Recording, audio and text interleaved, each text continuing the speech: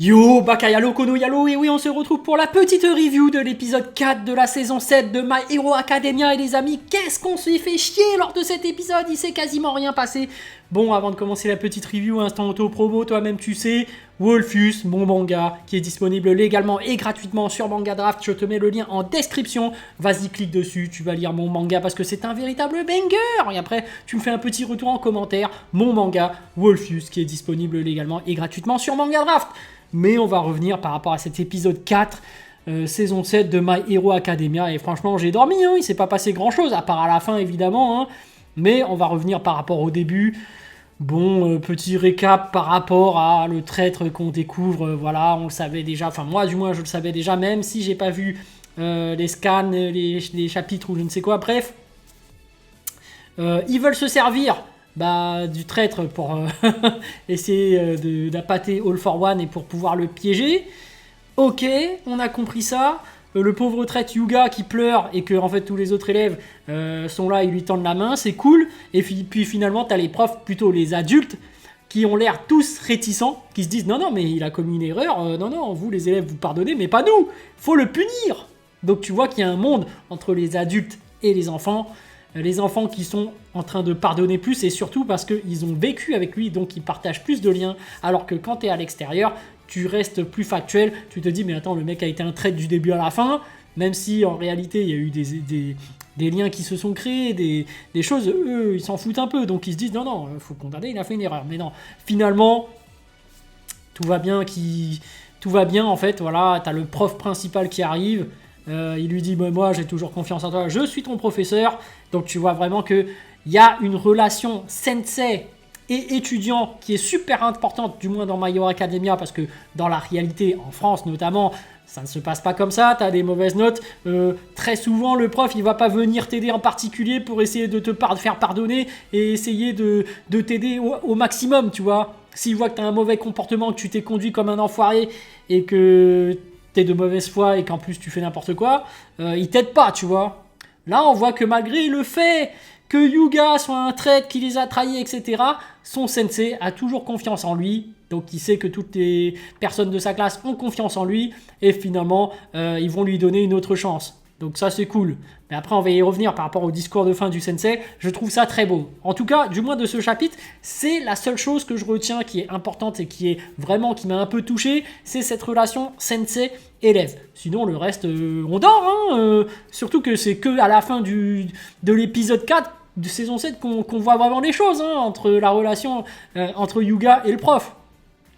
Parce que tout au long de cet épisode, on a des trucs superflus. C'est pour ça que je dis qu'on dort. Parce que, notamment, quand Midoriya arrive et qu'il y a l'espèce d'assistante qui fabrique les équipements, le centre technique où ils font des équipements, etc., technologiques et tout, la meuf arrive, certes, ça explose comme d'habitude, elle se vautre sur Midoriya. Bon, c'est drôle, c'est vite fait, mais au final, est-ce qu'on s'en fout pas un peu de ça, quoi?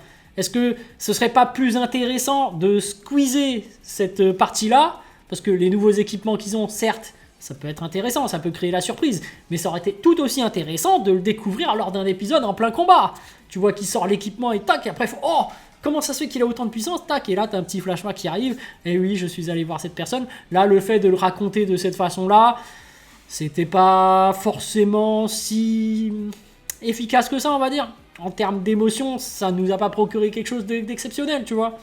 Et surtout que les armes, en l'occurrence, qu'elle leur a donné, c'est pas si exceptionnel. Mais, bon, allez, ça peut passer parce qu'il y a cette espèce de blague un peu où t'as cette espèce d'engouement de devenir des héros et que même si t'as pas les compétences physiques, si t'as le côté intellectuel pour créer des nouvelles armes, t'as ce côté innovation, en réalité, tu es toi-même un héros parce que tu aides les héros à ta façon.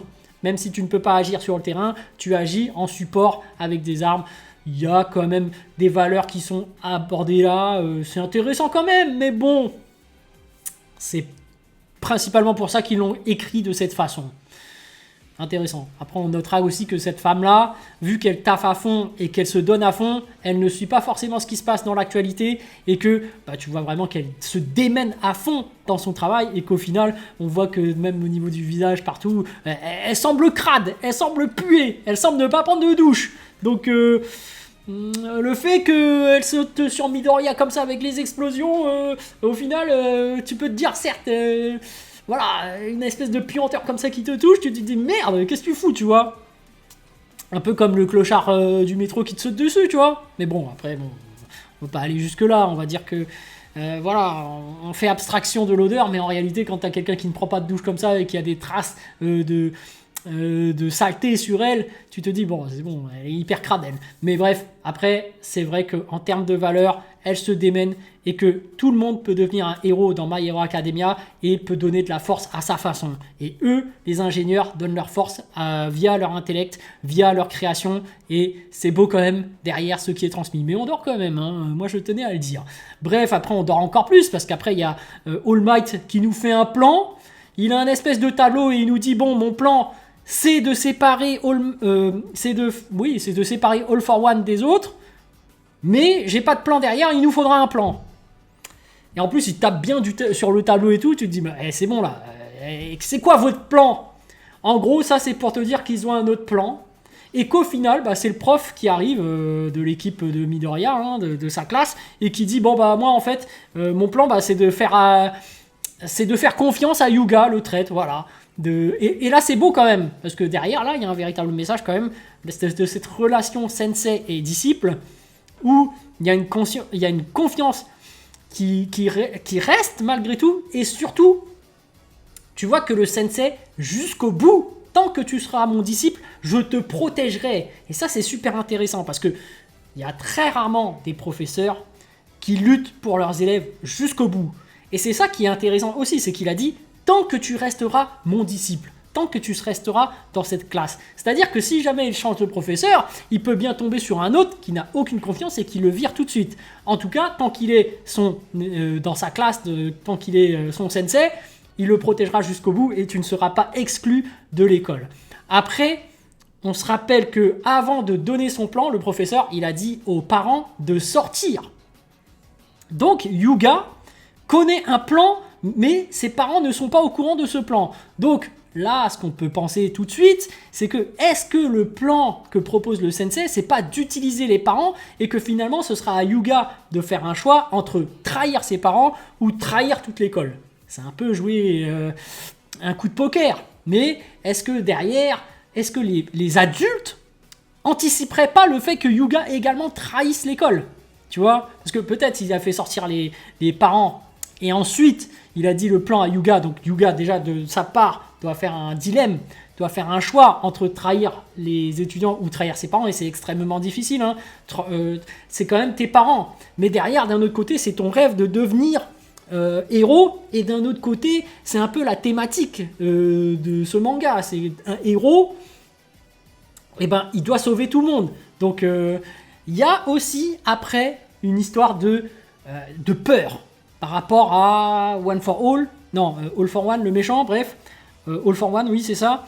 Donc All for One les a, dès le début, manipulés et a instauré une peur au sein de ses parents et de Hyuga pour pouvoir les manipuler jusqu'au bout. Donc là, c'est quelque chose qui, au début, je me posais quand même des questions. Est-ce qu'il n'y avait pas un alter spécifique qui pourrait leur faire poser des bombes à distance et les faire exploser si jamais ils trahissent le All for One? Mais en fait, non. Je suis quand même très surpris parce que du coup, même s'ils ont peur, là, à l'heure actuelle, ils sont quand même au sein de UA. Tu sais que tu es protégé. Nous, c'est vrai que d'un point de vue extérieur, on se dit c'est bon, tu peux revenir et redevenir gentil, il n'y a aucun souci. Mais c'est vrai que si c'est une peur qui est instaurée depuis tout petit, c'est vrai que ça fait beaucoup plus de traumatisme au sein de Hyuga, tu vois. Autant les parents, moi, normalement, ils devraient s'en passer, c'est bon. Vous êtes à l'école, vous avez votre situation, hop, c'est bon, vous pouvez trahir All for One, c'est terminé. À moins qu'il ait posé des bombes chez eux ou je ne sais quoi, mais pour moi, il n'y a aucun souci pour les parents. Par contre, pour Hyuga, c'est vrai que quand tu es enfant, tu as sûrement des traumatismes du passé qui peuvent ressurgir, qui fait que tu as du mal à t'émanciper parce que tu es en pleine croissance psychologique, hein, bien évidemment. Et du coup, c'est là que l'approche du sensei est super intéressante. Parce que non seulement il le rassure, il leur dit, voilà, on est tous ensemble, moi je suis avec toi, en tant que sensei, je te protégerai jusqu'au bout, je te suivrai jusqu'au bout. Et c'est super rassurant, et je pense que Hyuga, en fait, il faut lui dire que c'est le moment ou jamais, et que si jamais tu n'as pas envie de vivre avec des remords, avec des regrets, bah c'est maintenant que tu dois agir. Je pense que ça aurait été plutôt ce genre de discours que moi j'aurais abordé avec lui, parce que au bout d'un moment c'est à toi d'agir. Mais son discours marche quand même, parce qu'ils veulent te dire que voilà, t'es un héros et que surtout on est tous ensemble. Donc là on est une école, les autres élèves et moi le sensei, on est avec toi. Donc c'est beau quand même dans le discours, il y a une valeur qui est apportée, moi je trouve ça très beau. Je trouve que voilà, ça marche. Sur la fin d'épisode, j'ai quand même été touché, ça m'a quand même ému, j'ai trouvé les paroles du sensei intéressantes. Par contre, c'est vrai que si on prend l'épisode dans sa globalité, on a quand même pas mal dormi avant cette déclaration de fin où on essaye de mettre en place pour Yoga une sorte de confiance qui va être difficile à surmonter, hein, parce que juste un discours comme ça ne suffit pas. Parce que c'est lorsque tu seras sur le terrain que, à ce moment-là, tu devras avoir le flashback et te dire « Attends, qu'est-ce qu'il m'a dit à ce moment-là ? Il va falloir que j'agisse et tout. » Et ce qui peut faire remonter la pente, bah, c'est de voir que tes amis à côté sont en train de lutter, donc tu dis « Non, je peux pas les laisser dans la merde, etc. » Mais la contrainte, forcément, c'est que si jamais tes parents sont à côté et que tu les vois « Non, fais pas ça !» Tu vois, il sera soumis à un certain dilemme. Je trouve ça intéressant, mais voilà, je ne sais pas ce qui va se passer par la suite, mais globalement pour cet épisode, j'ai dormi, hein. J'ai apprécié la fin, mais sinon on dort, hein, c'est tout. Sur le reste, surtout All Might qui tape sur le tableau alors qu'ils n'ont aucun plan au final. Ouais. Bah bref, on verra ce qui va se passer par la suite. Allez les amis, sur ce, je vous dis donc à plus dans le bus, ou plutôt à plus tard dans le car, ou plutôt à bientôt dans le bateau.